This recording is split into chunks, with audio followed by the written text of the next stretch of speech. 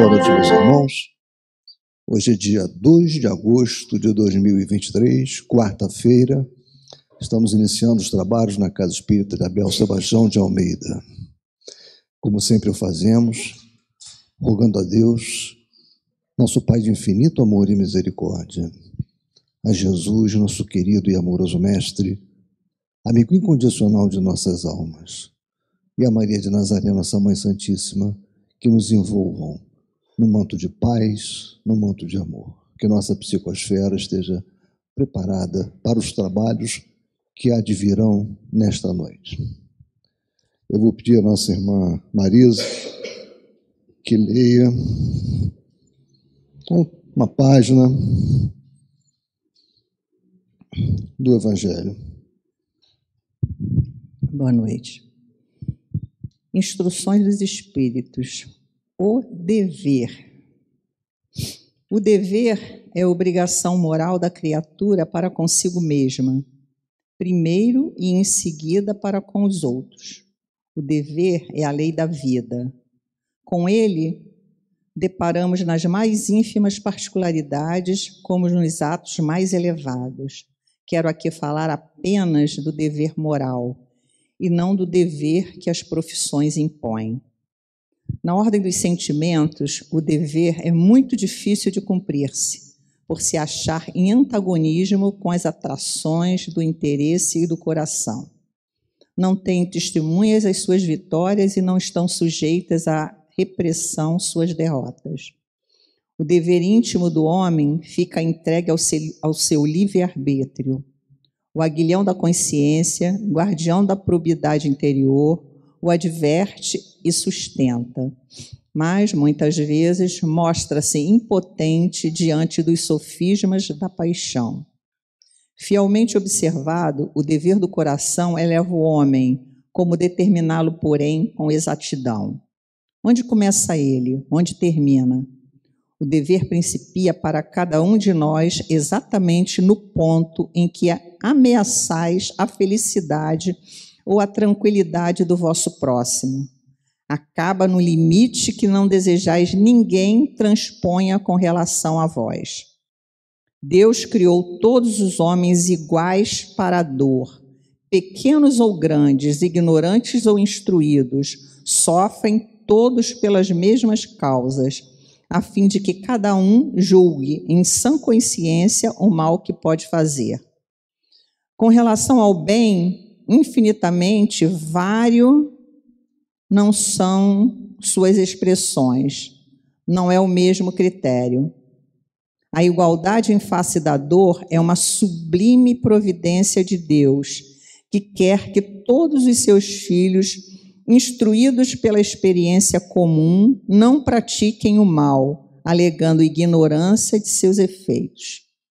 O dever é o resumo prático de todas as especulações morais. É uma bravura da alma que enfrenta as angústias da luta. É austero e brando, pronto a dobrar-se às mais diversas complicações, conserva-se inflexível diante das suas tentações.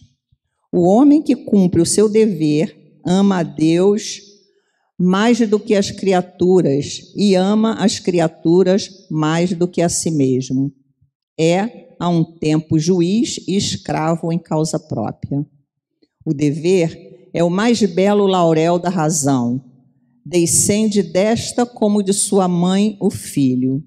O homem tem que amar o dever, não porque preserve de males a vida, males aos quais a humanidade não pode subtrair-se, mas porque confere à alma o vigor necessário ao seu desenvolvimento. O dever cresce e irradia sob mais elevada forma em cada um dos estágios superiores da humanidade. Jamais cessa a obrigação moral da criatura para com Deus. Tem esta de refletir as virtudes do Eterno, que não aceita esboços imperfeitos, porque quer que a beleza da sua obra resplandeça a seus próprios olhos. Lázaro, em Paris, de 1863. Perfeito, né? Bom estudo.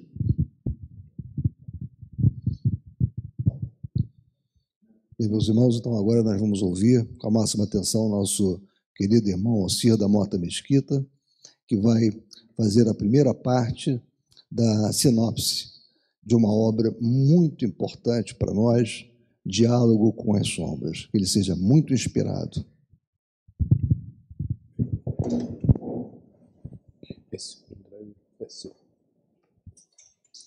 Boa noite, meus irmãos.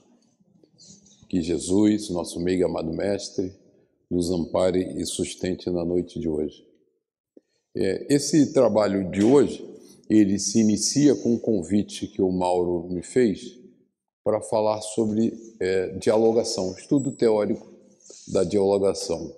E eu pesquisei e resolvi usar como base o livro Diálogo com as Sombras, do Hermínio Miranda, que eu considero obrigatório para nós todos, né, que trabalhamos com dialogação e mediunidade, e fiz uma síntese. Apesar de não ser um livro muito grosso, de 300 mil páginas e muito grande, é um livro pequeno, mas é de um conteúdo riquíssimo.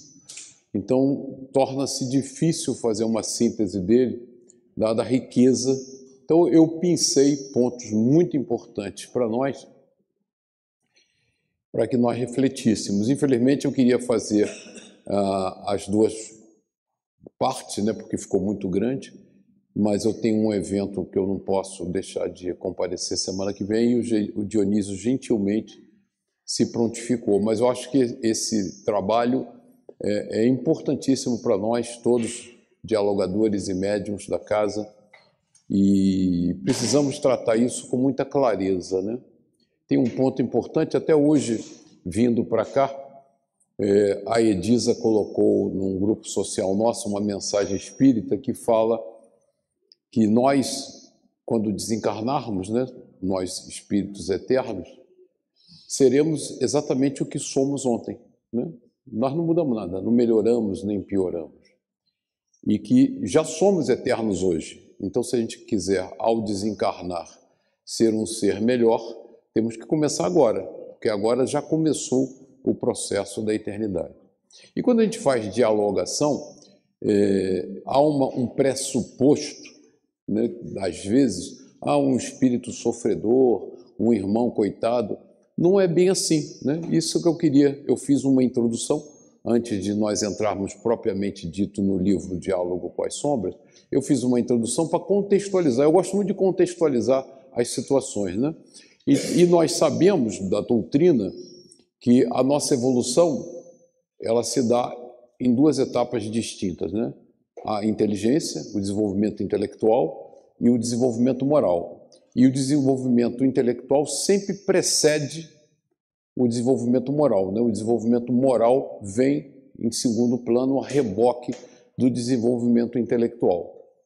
E as pessoas mais bem preparadas intelectualmente, nem sempre são as pessoas bem preparadas moralmente.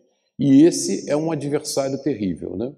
Então, nós não podemos esquecer que esses irmãos, eles não têm nada de coitadinhos e muitas das vezes são muito mais bem preparados e muito mais inteligentes que nós. Então, a gente comete alguns equívocos importantes. Edmundo, dá uma pilotada ali, porque... Obrigado, Edmundo. Excelente. Acontece alguns equívocos importantes, às vezes a gente entrar em debate com um espírito comunicante e tentar fazer uma discussão dialética. Erro crasso, né? Do outro lado, porventura, tivemos ali um diplomata, um senador, um homem acostumado ao debate. E se nós entrarmos no debate, nós vamos ser derrotados flagrosamente, né? Vai ser um vexame total. Então, o que nos dá poder é o amor, a bondade, a compreensão. Nada de debates intelectuais, porque nós vamos perder todos. Então, tem alguns alertas importantes que a gente tem que ficar preparados. Quem é que está do outro lado, né? Apesar de nós termos essa certeza absoluta, eu queria, então, na introdução, contextualizar isso para termos clareza quem é o nosso companheiro de diálogo. Quem é que está do outro lado, né? Então, nós vamos falar sobre o estudo teórico da dialogação, o dialogador e sua responsabilidade, que é imensa, e o médium e sua responsabilidade. Então, a gente vai ver alguns aspectos importantes, por exemplo, que do médium usando exageradamente do animismo para cuidar de interesses que ele cultiva e não para servir no trabalho da dialogação. Então, nós vamos puxar aqui alguns pontos que Hermínio ressalta no livro e que são recomendações muito importantes para a nossa caminhada. Então, o nosso estudo é todo baseado no livro Diálogo com as Sombras, de Hermínio Miranda. Essa é uma síntese, então não pense que eu esgotei o livro, recomendo que leia o livro, tive que omitir muitas partes, e vamos falar sobre isso. E a introdução é a minha mania de contextualizar, né? E aí nós vamos começar com o Livro dos Espíritos, parte 2, capítulo 6, da vida espírita, né? Nós desencarnamos.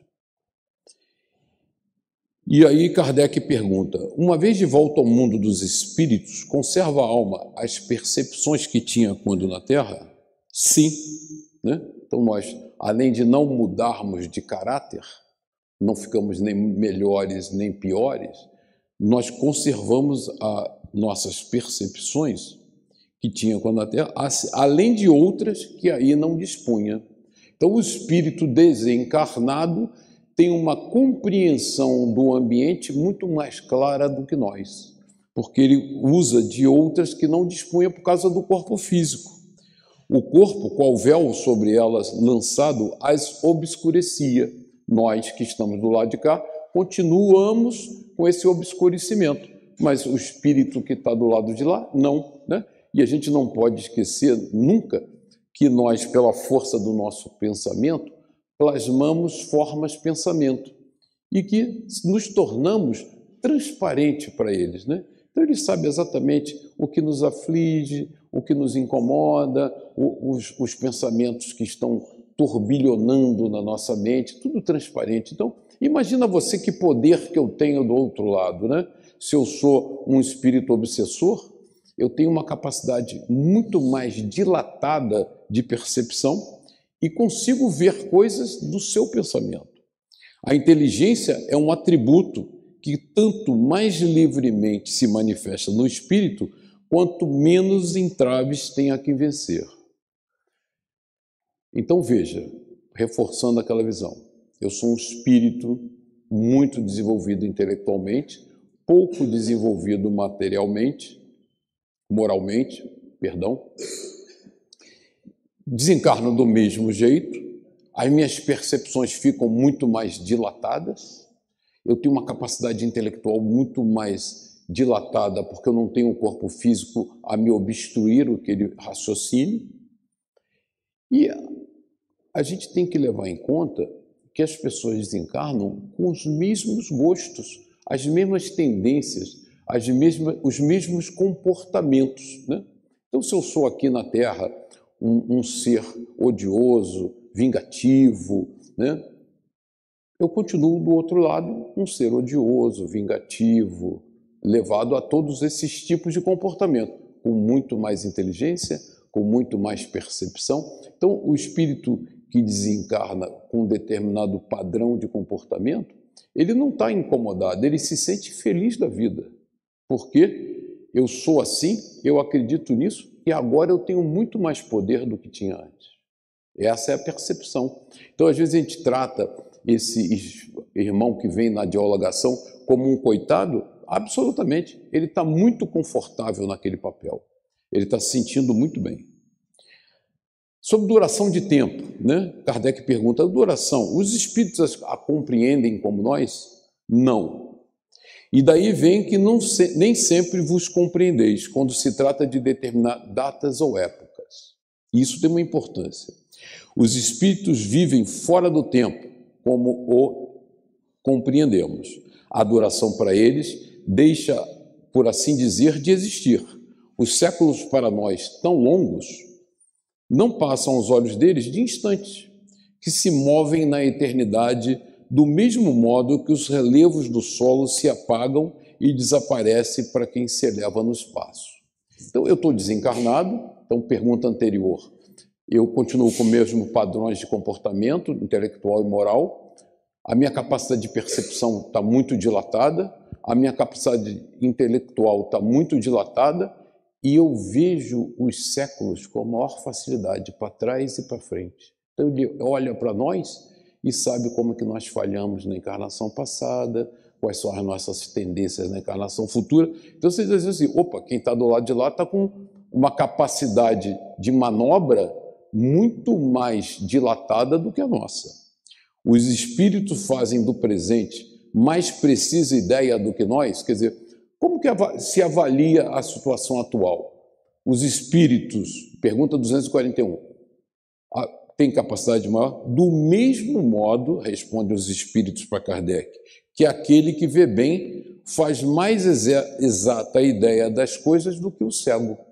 Então, quando os espíritos respondem a Kardec da capacidade de compreensão da situação atual, os espíritos estão para nós como alguém que enxerga bem está para um cego. Então, olha que cenário interessante que nós estamos vendo, né? Eles estão do lado de lá, capacidade intelectual dilatada, percepção dilatada, tempo sem controle, ele vai para trás, vai para frente com maior facilidade, ainda mais que intelectualmente ele é bem preparado, então ele manipula isso com mais facilidade. Ele, do lado de lá, percebe a realidade como um homem que enxerga bem, e nós percebemos como um cego. Como é que os espíritos têm conhecimento do passado? E esse conhecimento lhes é ilimitado? O passado, quando com ele nos ocupamos, é presente para a espiritualidade, né? Você vivencia, a gente vê as obras todas de regressão de memória e que a gente vivencia aquilo, né?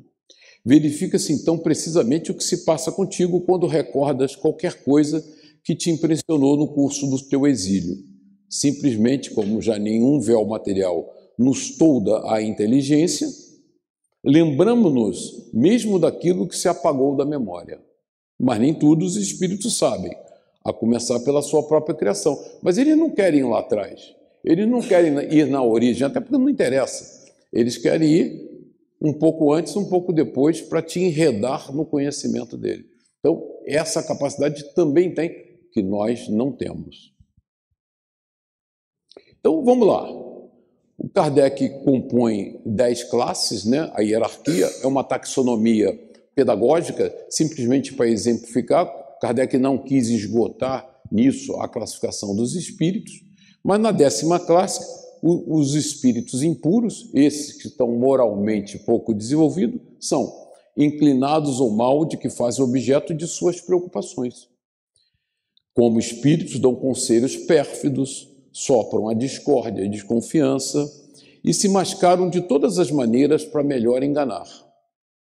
Ligam-se aos homens de caráter bastante fraco para cederem às suas sugestões a fim de induzi-los à perdição, satisfeitos com conseguirem retardar-lhes o adiantamento, fazendo-os sucumbir nas provas que passam. Quando encarnados, os seres vivos que eles constituem, esses espíritos da 10ª classe, se mostram propensos a todos os vícios, geradores de paixões vis e degradantes, sensualidade, crueldade, felonia, hipocrisia, cupidez, avareza. Fazem o mal por prazer, as mais das vezes sem motivo e por ódio ao bem. Nós vamos ressaltar isso. Então, esse é um espírito encarnado que tem essas características que Kardec o classifica como da 10ª classe, desencarna, ele faz mal por ódio ao bem, porque ele acha tudo uma besteira, está do lado de lá, ele é intelectualmente muito bem preparado, passa a ter uma percepção dilatada do meio ambiente, passa a ter uma visão de tempo muito dilatada, ele começa a ter capacidade intelectual também acelerada pelo fato de não ter os limites do corpo físico, mantém todos esses comportamentos odiosos e é esse o colega que nós temos do lado ali dialogando. Então a gente não pode sentar para dialogar pensando que está falando com um bobinho, né? é um espírito, coitado, é um sofredor. Não, é um espírito muito inteligente que tem prazer absoluto de fazer o que ele está fazendo. Ele já tinha antes e continua tendo no presente, né? Quando desencarnado. Então ele faz aquilo com a maior maestria. Vamos no nosso lar para a gente ver como essa coisa funciona no mundo espiritual. André Luiz estava conversando, né? Impressionou-me, e ele, do capítulo 8, fala, o espetáculo das ruas, né? Ele ainda chegando no nosso lar, novato, vastas avenidas enfeitadas de árvores frondosas, ar puro, atmosfera de profunda tranquilidade espiritual.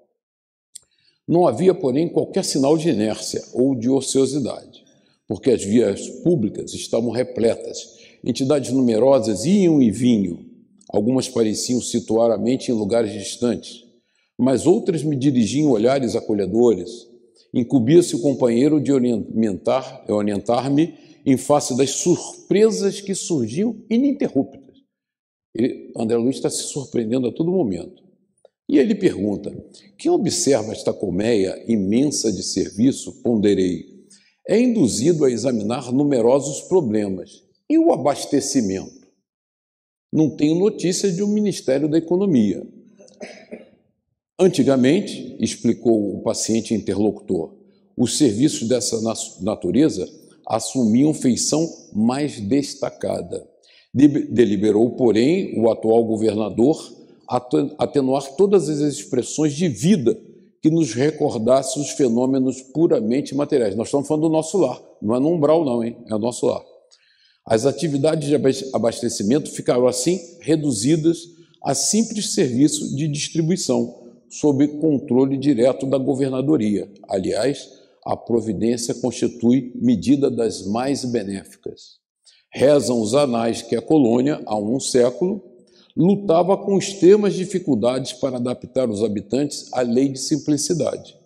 Muitos recém-chegados ao nosso lar duplicavam exigências. Queriam mesas lautas, bebidas excitantes, dilatando velhos vícios terrenos. Nós estamos falando do nosso lar. Imagina fora do nosso lar como é o comportamento desse espírito desencarnado. Apenas o Ministério da União Divina ficou imune de tais abusos. Apenas um ministério ficou imune a esses abusos, pelas características que lhes são próprias. No entanto, os demais viviam sobrecarregados de angustiosos problemas dessa ordem, dizia Lísias. Então você imagina a desordem que se enfrentou, que o governador teve que intervir no nosso lar, em função do comportamento absolutamente inadequado moralmente daqueles espíritos que eram acolhidos ali, que são espíritos que já estão num nível evolutivo razoável, né? Ninguém vai para o nosso lar se for um facínora espiritual da pior espécie. Mas eles queriam replicar no nosso lar todos os desvios de comportamento do mundo material ou dar plena continuidade às experiências da vida material. Então, essa sensibilidade que nós percebemos, os espíritos ao desencarnarem não têm mais, absolutamente. Eles replicam no mundo espiritual todas as experiências da vida material.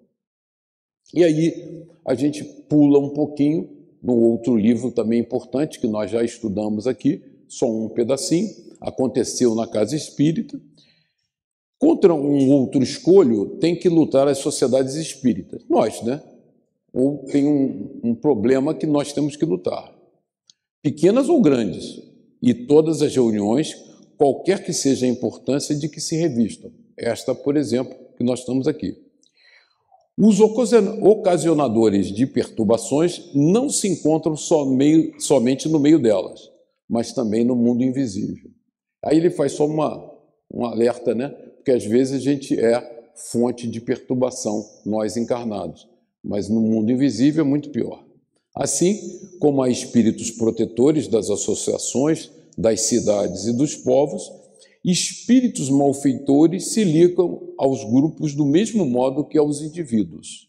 Ligam-se primeiramente aos mais fracos, aos mais acessíveis, são as janelas de oportunidade que nós vamos criando, procurando fazê-los seus instrumentos e gradativamente vão envolvendo os conjuntos, né, como todo. Por isso que tanto mais prazer maligno experimentam, quanto maior é o número dos que lhe caem sob o jugo. Então, o orar e vigiar para nós passa a ter uma importância fundamental, porque nós estamos lidando do outro lado com um espírito muito inteligente, muito preparado, que está confortabilíssimo, né? Ele sabe que é desencarnado, então você diz assim, não, eu vou te ensinar. Não, ele sabe muito mais que a gente, sabe que é desencarnado, sabe usar todos os recursos da fluidoterapia no sentido negativo a favor dele, vê as nossas fraquezas para pegar os trabalhadores. Então, nós trabalhadores temos que estar em vigilância permanente, porque eles nos usam para provocar as discórdias, as desuniões e o problema, e vão exercendo esse trabalho. Em estranha, continua o texto também ainda na Casa Espírita. Em estranha cidade do plano espiritual inferior, congregavam-se espíritos obsessores com as mais perversas intenções. Então, é o cenário perfeito, né? Reunidos em sombria praça, traçavam diretrizes de perseguição e destruição de respeitável instituição espírita. Então, a gente não pode, bobamente, pensar que nós estamos imunes a esses grupos, né? Eles certamente estão planejando e estão trabalhando. O que nos garante a tranquilidade é a nossa disciplina moral e intelectual. Entidades recém-desencarnadas perambulavam lunáticas pela estranha região, semi-escravizadas por mentes maléficas, que as transformavam em verdadeiro material humano de desequilíbrio. Estes infelizes permaneciam junto aos obsessores por guardarem compromissos espirituais intensos diante daqueles que se dedicavam à prática do mal, né? Tinham compromissos, eles usavam esses compromissos para dominar esses espíritos. A psicosfera da cidade bizarra era densa, triste, angustiante e depressiva, resultado dos pensamentos de seus habitantes. E aí a gente vê isso e pensa, coitados, né, estão sofrendo. Não, eles estão felizes da vida. Aquele é o ambiente deles. Eles não estão nem um pouco insatisfeitos. Eles estão usando, eles estão usando o recurso para trabalhar no que eles gostam de fazer, né? Na condição de chefe, o Júlio César conclamava do centro do lar os obsessores que circulavam em torno do Jardim de Pedras, com as seguintes argumentações. Avante, amigos, o trabalho nos espera. Não podemos mais perder tempo, é necessário agirmos agora, então o trabalho de anos será perdido, que é o trabalho de desamonização da casa espírita. E aí tem um trecho que eu queria ressaltar para vocês, que é muito interessante, que é o seguinte: é preciso estarmos organizados para desestruturarmos a instituição espírita que nos atormenta, né? Que traz trabalhadores daquele grupo para o caminho do bem, da caridade, do amor. Isso é considerado como uma perda muito grande. Permanecemos desacreditados junto aos nossos superiores e creio que nenhum de nós gostaria de desafiá-los ou desapontá-los. Todos sabemos da ira que nos perseguirá eternamente, se falharmos. Todo cuidado é pouco, advertiu o organizador do mal, o Júlio César. Agora, uma mensagem que eu grifei que é importante para nós entendermos. Se não formos cautelosos, espertos e inteligentes, poderemos cair nas garras dos emissários da luz, que fazem verdadeira lavagem cerebral, propondo-nos um bem-estar falso, com o objetivo de escravizarmos de novo na Terra através da reencarnação. A reencarnação é uma lei inevitável que nós todos estamos submetidos, mas esses espíritos dedicados ao mal entendem e propagam que a reencarnação é uma estratégia das casas espíritas para puni-los, porque eles sabem que ao reencarnar sofrerão muito. E eles creem que serão capazes pela sua atividade intelectual, de evitar a reencarnação indefinidamente e continuar naquele mundo que eles vivem. Então eles têm uma crença de que me doutrinar e me levar à reencarnação é uma estratégia de punição. Querem me punir e eu não vou deixar me punir. Eu vou continuar fazendo o que eu gosto de fazer e estou fazendo. Então eles estão muito satisfeitos como estão.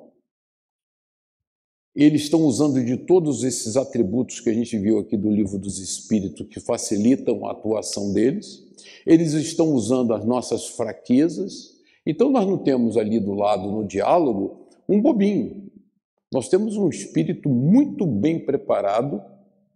Então, Hermínio nos faz todas as recomendações em cima desse cenário. Então, eu queria ter esse cenário, porque às vezes a gente senta ali na mesa e poderíamos ser levados a crer, do outro lado só tem uns bobinhos sofredores e tal, e vamos doutriná-lo, e vamos entrar no debate.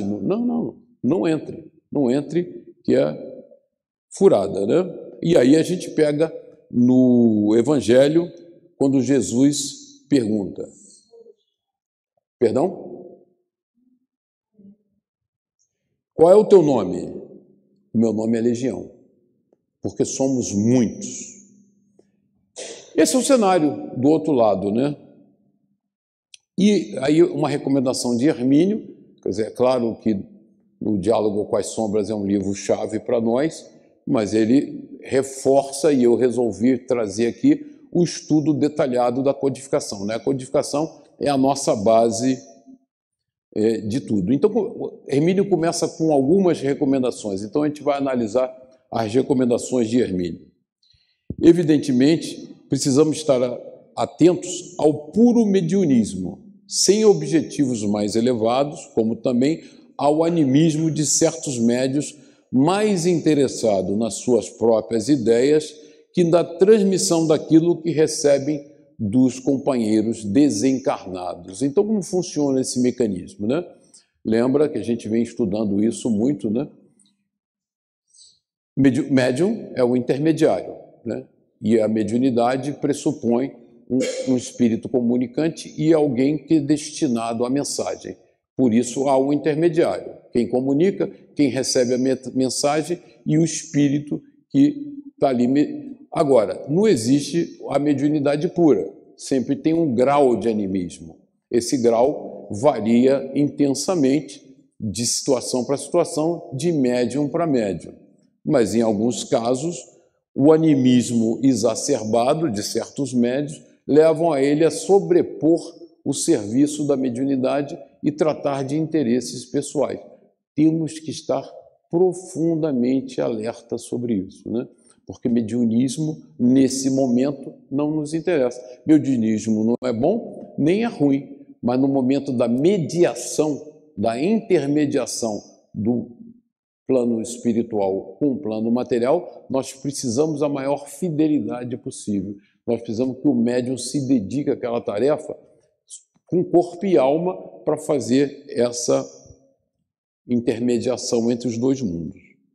Há um universo a explorar.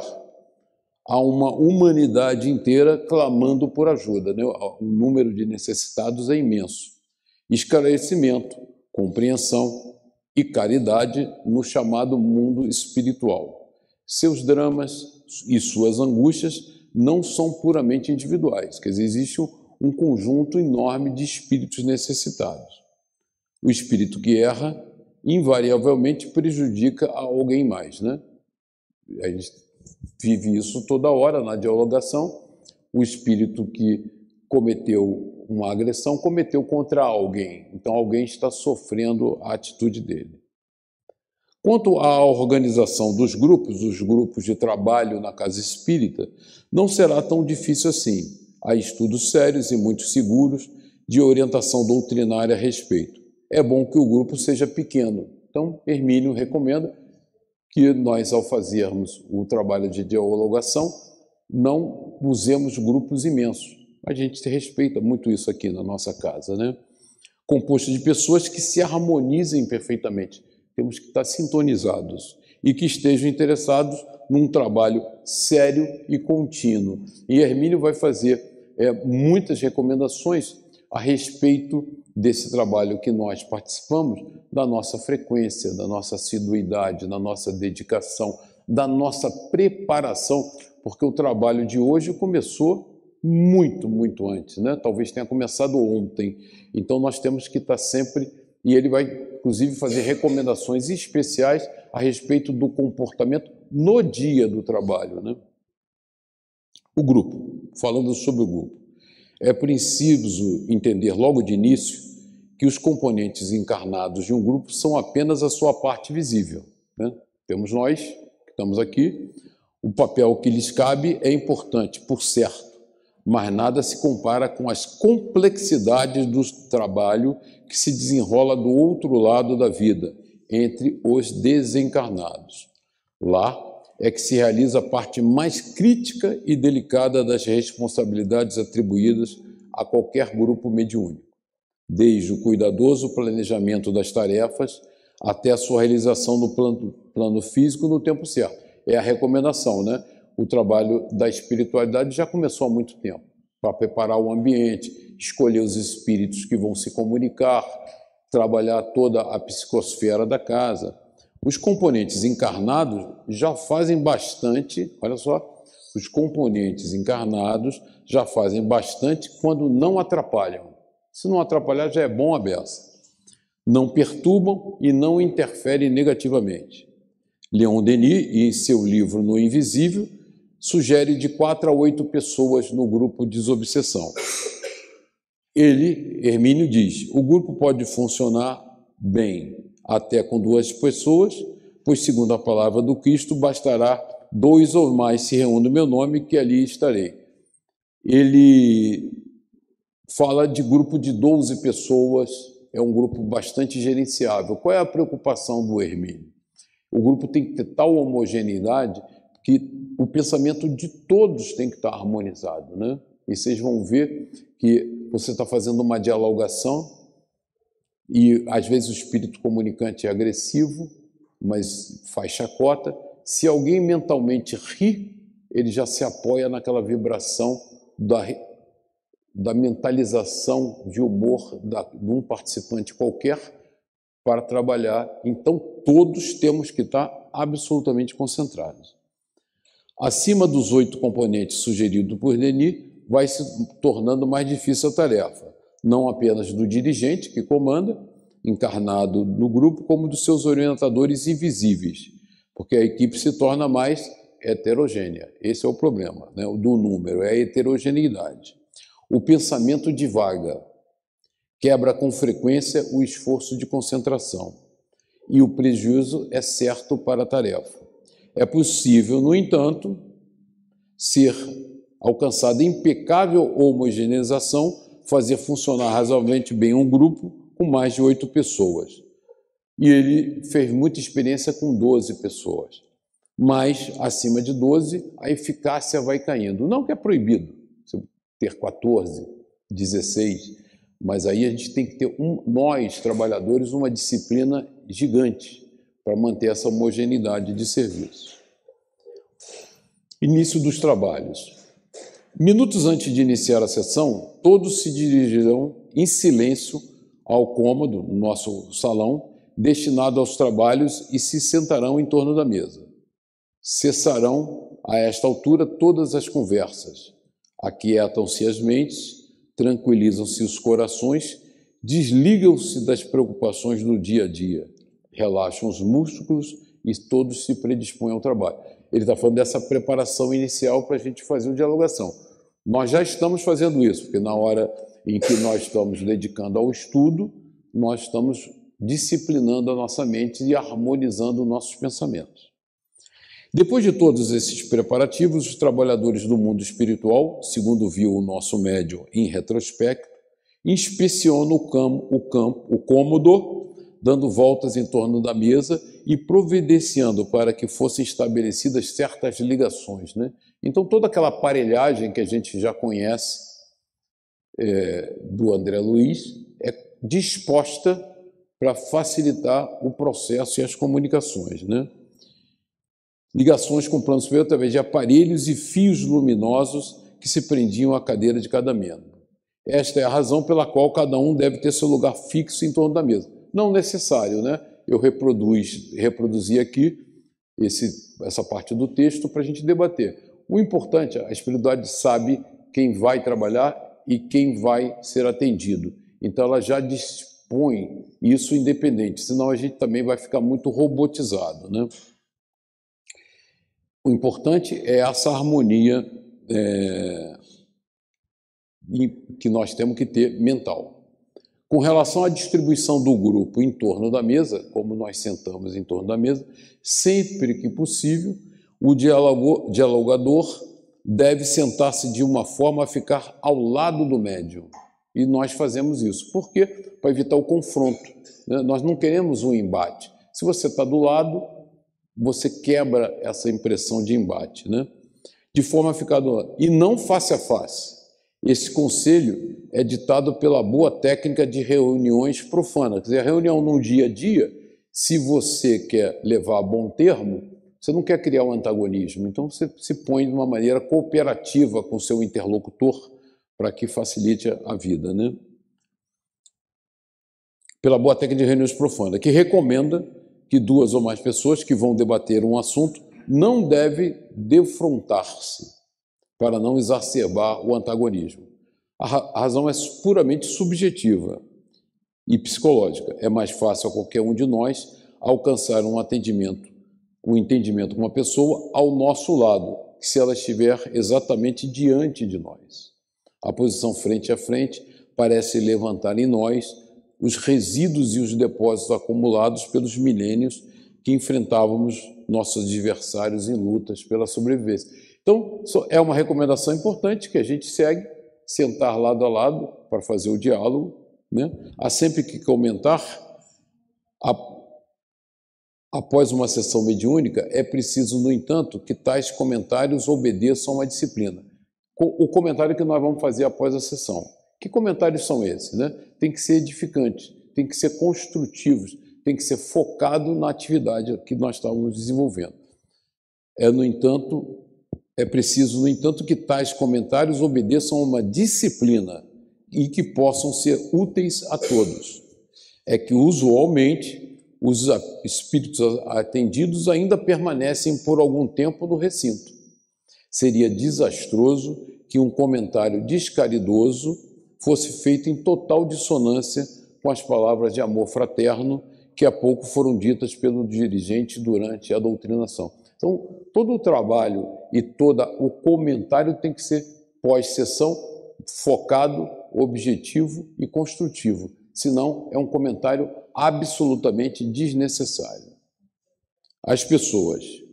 É claro, pois, que aquele que resolver dedicar-se ao trabalho mediúnico, especialmente no que se convencionou chamar de desobsessão, né, que é o nosso trabalho aqui, precisa convencer-se que deve estar em permanente vigilância, consigo mesmo, com os seus pensamentos, com o que diz e faz.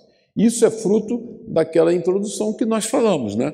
Nós estamos lidando com irmãos com uma capacidade intelectual muito dilatada, que estão absolutamente confortáveis no modo de viver que eles estão exercendo. Eles estão bem, eles não estão tristes, pelo contrário, eles gostam e curtem aquilo que estão fazendo e vão procurar as brechas que nós vamos viabilizar para detonarem o nosso trabalho. Devem estar permanentemente vigilantes com o que diz e faz, principalmente com os pensamentos. É preciso desenvolver um mecanismo automático interior que acenda uma luzinha vermelha a qualquer fuga ou distração maior. Quer dizer, a gente tem que estar naquele orar e vigiar e permanente. Aquele pensamento oportuno ou não oportuno, né, na verdade, que nos vem à mente, opa, a luz vermelha acendeu. Exemplo, há muitos, um envolvimento numa conversa maledicente, o distraído olhar de cobiça para uma mulher atraente na rua, uma piada grosseira e pesada, um pensamento de rancor ou de revolta em relação ao chefe, ao companheiro de trabalho. ou de inveja com relação a alguém que lhe destacou por qualquer motivo, a leitura de um livro pornográfico. Quer dizer, ele foi no dia a dia e nos alertou por uma série de comportamentos que às vezes passam batido para nós, que atrapalham demais o trabalho na casa espírita, né? A assistência de um filme pernicioso. Há milhões de motivos diante de nós a cada momento, pois vivemos num mundo transviado, exatamente porque reflete os transviamentos da massa de seres desajustados que vivem na sua psicosfera, né? E até o que eu comentava ontem na apresentação, que Paulo, tudo me é permitido, mas nem tudo me convém, né? Porque se a gente for no caminho das massas, da psicosfera existente, vibratória e tal, a gente começa a adotar atitudes e comportamentos que não nos convêm, né? Daí a advertência de que o trabalho mediúnico nesse campo especializado é tarefa para todas as horas do dia e da noite. Então, o médium tem uma responsabilidade muito grande com o seu comportamento, suas atitudes. O médium e o dialogador. As recomendações de comportamento adequado são particularmente rígidas para o dia em que as sessões se realizam. Quer dizer, nós temos que ter um comportamento alinhado adequadamente com a doutrina no dia a dia, mas particularmente na quarta-feira, no dia marcado para as tarefas de desobsessão. Escreve André Luiz: os integrantes da equipe precisam, a rigor, cultivar atitude mental digna desde cedo. Então, aquilo que a gente falava no início, a sessão já começou há muito tempo. Dionísio, talvez pudesse ligar o ar, hein? Eu acho que as pessoas estão com calor. Por favor. Fugiremos ao envolvimento da obsessão. Desculpa, perdão. Os integrantes da equipe precisam, a rigor, cultivar atitude mental digna desde cedo. Resguardarem-se todos na prece, na vigilância. Fugiremos ao envolvimento em discussões e desajustes de variada natureza, que é o caso que aconteceu na casa espírita, né? A alimentação sóbria e leve não custa muito, sóbria e leve. Não custa muito, pelo menos nesse dia, abster-se de carne, e é necessário prescindir de álcool e fumo, sempre que possível durante o dia ou nas horas que precedem a reunião, um pouco de repouso físico e mental com relaxamento muscular e pacificação interior. Eu sei que essa recomendação é impossível, né? Nós que corremos do trabalho para vir à casa espírita, não dá para fazer repouso, relaxamento e tal. Tem que vir encarar, mas a disciplina do pensamento, ela não nos impede de fazê-la, né? Os médiuns. O capítulo 32 do Livro dos Médiuns intitula-se Vocabulário Espírita e sugere a seguinte definição de médium. Hermínio é muito preciso nisso, ele bate muito nessa tecla, né? Médium do latim, intermediário. Pessoa que pode servir de intermediário entre os espíritos e os homens, revelando o cuidado e o extraordinário poder de síntese que Kardec sempre demonstra.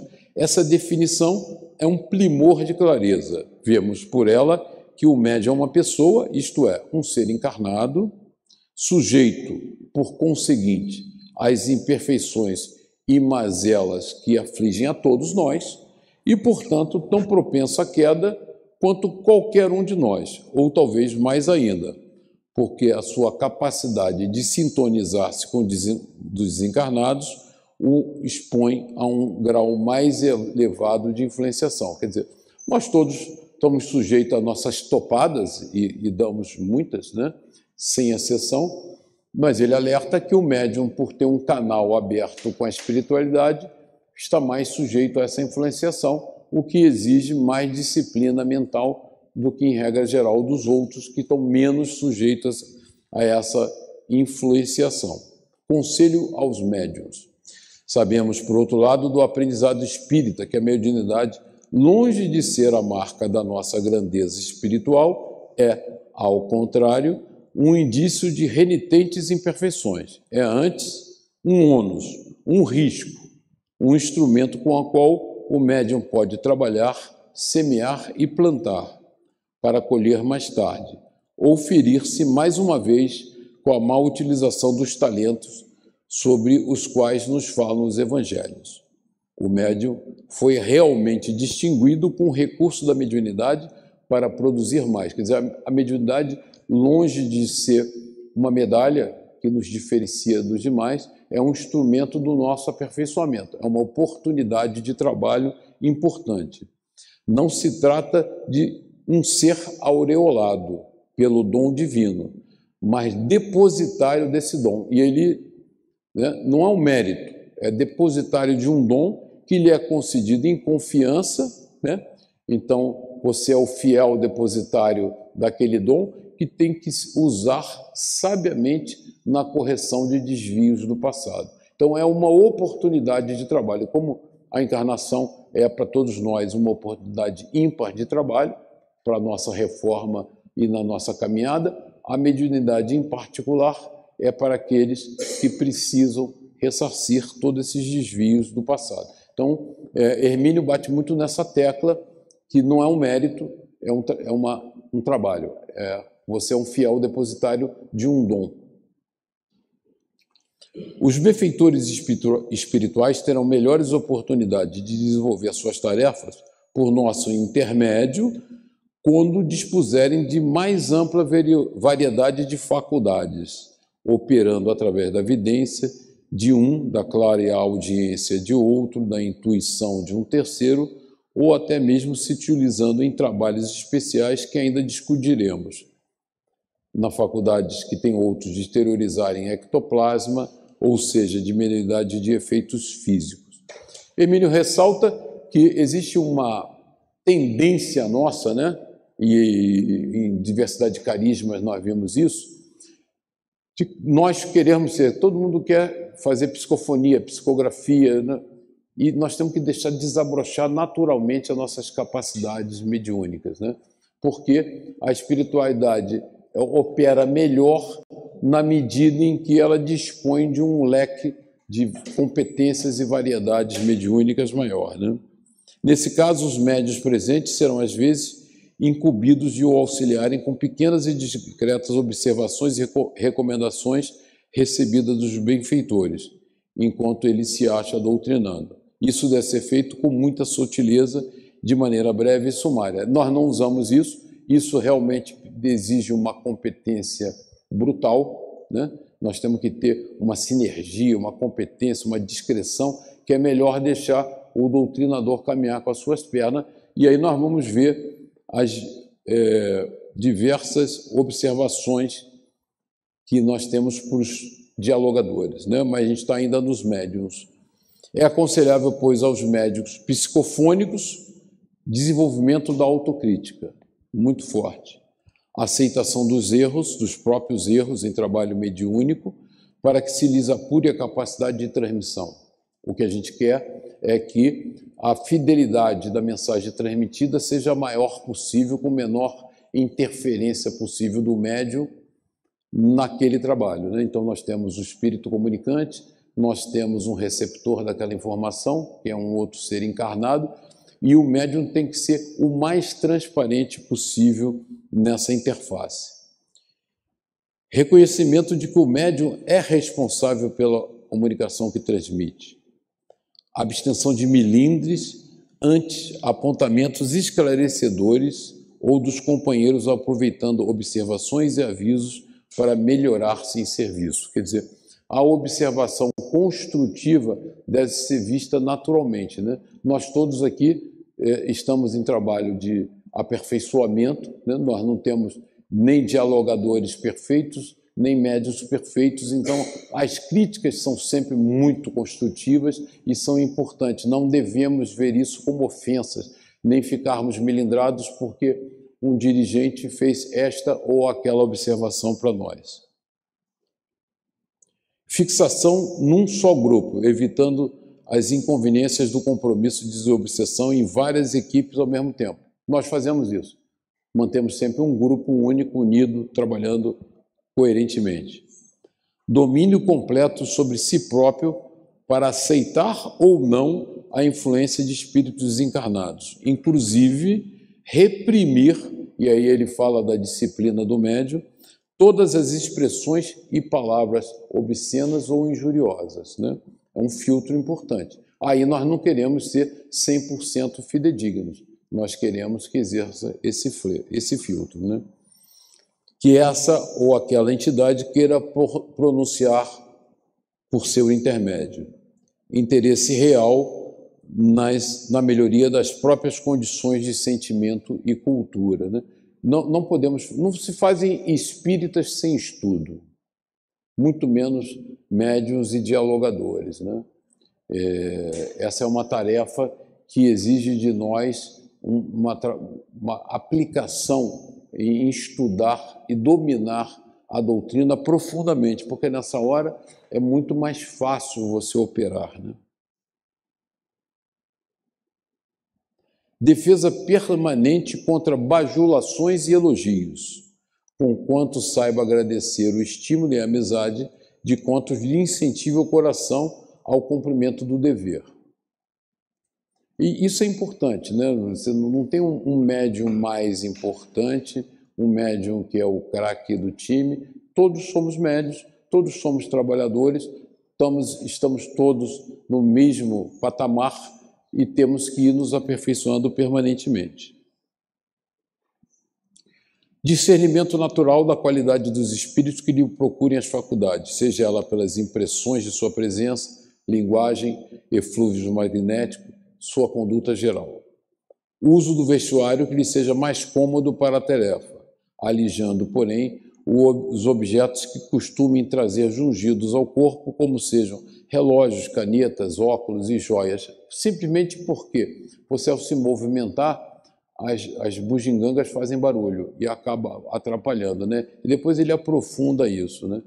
Então você tem que estar alijado desses adereços, porque esses adereços, no fundo, acabam atrapalhando. E eu me lembro muito do meu pai, que eu brincava muito com ele. Meu pai adorava caneta, então ele botava no bolso um conjunto gigante de canetas. Eu falei, para que serve isso? Você só escreve com uma caneta, para que tanta caneta? Mas ele adorava, vinha com aquele bolso cheio de canetas, só atrapalha. Manifestações difíceis. Meu tempo está acabando, eu vou só dar uma esticadinha, um pouquinhozinho e encerro com vocês. Há manifestações difíceis, dolorosas, que deixam resíduos vibratórios perturbadores. Isso a gente vê toda hora. Em casos assim, o médium não deve ser abandonado à sua sorte, com as dores e as canseiras resultantes. Se o dirigente não puder socorrê-lo com um passe restaurador, designe alguém no grupo para fazê-lo, mas diga-lhe uma breve palavra de carinho ou lhe faça um gesto de solidariedade, porque tem determinadas manifestações que são muito cansativas, né? Para que o médium sinta o apoio e a compreensão para a sua árdua tarefa. Esse é um aspecto bastante importante da mediunidade. Vou começar os dialogadores e vou deixar o resto para o Dionísio, né? Ficou um em branco aqui, não sei porquê. Esse é um alerta importante para nós dialogadores, né? Os dialogadores presentes de plantão. O espírito que comparece para debater conosco, muitas vezes está perfeitamente familiarizado com inúmeros pontos importantes da doutrina. Isso é comum, ele domina profundamente a doutrina. Sabe que é um espírito sobrevivente, ele sabe que ele está desencarnado, ele está feliz na posição que ele está, conhece suas responsabilidades perante as leis universais, admite ante evidências que lhe são mais do que óbvias os mecanismos da reencarnação, ele conhece, foge da reencarnação, porque ele entende que são a punição que os espíritos de luz tentam implantar, impor a eles, reconhece até mesmo a existência de Deus. Quanto à comunicabilidade entre encarnados e desencarnados, ele nem discute, pois está justamente produzindo uma demonstração prática do fenômeno, não tem dúvida. E seria infantilidade de sua parte, dialogador, tentar ignorar a realidade. Portanto, o companheiro encarnado com quem estabelece o diálogo não tem muito a ensinar-lhe em termos gerais de doutrina. Por outro lado, o chamado dialogador não é o sumo sacerdote de um culto ou de uma seita. Então, tem que estar alerta, né? Muito alerta. Aí vamos lá, eu vou terminar aqui, Dionísio. Sua formação doutrinária é de extrema importância. Não dá para ser dialogador sem estudar profundamente a doutrina. Não poderá jamais fazer um bom trabalho sem conhecimento íntimo dos postulados da doutrina espírita. Entre os espíritos que lhe são trazidos para o entendimento, há argumentadores prodigiosamente inteligentes. E aí Hermínio na frente vai nos falar que a superioridade não está no uso da capacidade intelectual, mas no amor, na fraternidade, na compreensão, né? Há argumentadores prodigiosamente inteligentes, bem preparados e experimentados em diversas técnicas de debate, dotados de excelente dialética. Isto não significa que todo doutrinador tem de ser um gênio, até porque não é, né? De enorme capacidade intelectual e de impecável formação filosófica. Não é. A conversa com os espíritos desajustados não deve ser um frio debate acadêmico. Se o dirigente encarnado dos trabalhos está bem familiarizado com as obras fundamentais do espiritismo, ele encontrará sempre o que dizer ao manifestante, ainda que não esteja no mesmo nível intelectual dele. Pois não? Esse quadro que nós estamos falando sobre espírito, a maior parte deles intelectualmente, né? Uma bagagem grande que chega até nós. Isso, bem preparados. A gente tem que ver que é um foco de um problema. Por quê? Porque muitos espíritos aqui chegam, né, em situação de muita dor, de muito sofrimento. Sim. E a gente tem que compreender que essa garimpagem deles virem aqui, por trás tem o quê? Sim, tem os espíritos de luz que nos trazem, mesmo esses que vêm com essa bagagem inteira que exige da gente uma compreensão e tal, nós temos que compreender que são espíritos profundamente, aparentemente felizes, mas que só o simples fato de terem sido puxados de determinadas situações e trazidos a nós significa que eles são extremamente necessitados. Sem dúvida. Sem dúvida, né? E precisando, apesar de toda essa pompa, esse falso, precisando realmente que nós estejamos muito antenados, mas o que a gente tem que compreender, e você sabe disso, é que por detrás de todo esse trabalho, a garimpagem está sendo feita o tempo todo e nos intuindo. Né? Sem dúvida disso. O que ele faz, esse alerta, ele é bastante duro nos alerta, é que o dialogador jamais parta para o debate dialético, porque vai perder, né? Vai perder. Ele tem que usar os instrumentos doutrinários. Então ele fala, se você conhece bem a codificação, você vai saber o que falar, sempre em bases doutrinárias. Não estamos aqui para debater filosofia. Exatamente, filosofia, né? Vou terminar agora. Só para terminar esse slide, tá? Se o dirigente encarnado dos trabalhos está bem familiar com as obras fundamentais, ele encontrará sempre o que dizer aos manifestantes, ainda que não esteja no mesmo nível intelectual dele. O confronto aqui não é de inteligências, nem de culturas, é de coração e de sentimentos. Essa é a nossa arte, é o amor, né? O que nos diferencia é a nossa capacidade de nos doarmos, de sermos tolerantes, compreensivos. E livro maravilhoso, eu não me canso de, e recomendo fortemente a vocês, a síntese é só para instigar vocês a estudar, mas esse livro vale muito, muito a pena. E Dionísio vai me dar a oportunidade de continuar esse trabalho semana que vem, que infelizmente eu não vou poder, mas já passei a bomba para ele. Obrigado, Dionísio.